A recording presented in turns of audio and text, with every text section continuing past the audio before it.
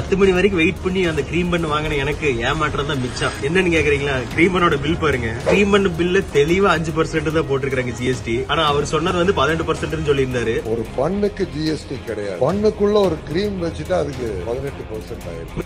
பன்னுக்கு GST விதிக்கப்படாத நிலையில் cream பன்னிற்கு 18% GST விதிக்கப்படுவதாக கோவை அன்னபூர்ணா உணவக உரிமையாளர் நிதியமைச்சர் நிர்மலா சீதாராமனிடம் தெரிவித்தது பேச்சு பொருளான நிலையில் இளைஞர் ஒருவர் அன்னபூர்ணா உணவகத்தில் கிரீம் பன்னிற்கு 5% மட்டுமே ஜிஎஸ்டி விதிக்கப்படுவதாக சமூக வலைதளத்தில் வீடியோ வெளியிட்டிருந்தார். இப்படி 10 மணி வரைக்கும் வெயிட் பண்ணி அந்த கிரீம் பன் வாங்கின எனக்கு ஏமாற்றம் தான் மிச்சம். என்னன்னு கேக்குறீங்களா? கிரீம் பண்ணோட பில் பாருங்க. கிரீம் பன் பில்ல தெளிவா 5% தான் போட்டிருக்காங்க ஜிஎஸ்டி. ஆனா அவர் சொன்னது வந்து 18% சொல்லியிருந்தாரு. ஒரு பண்ணுக்கு ஜிஎஸ்டி கிடையாது. பண்ணுக்குள்ள ஒரு கிரீம் வச்சுட்டா அதுக்கு 18% ஆயிருக்கு. இது குறித்து நேரில் சென்று விசாரித்த போது அவர் கூறியது போல் அல்லாமல் அரசு விதிமுறைகளின்படி கிரீம் பன்னிற்கு 18% ஜிஎஸ்டி விதிக்கப்படுவது தெரியவந்தது.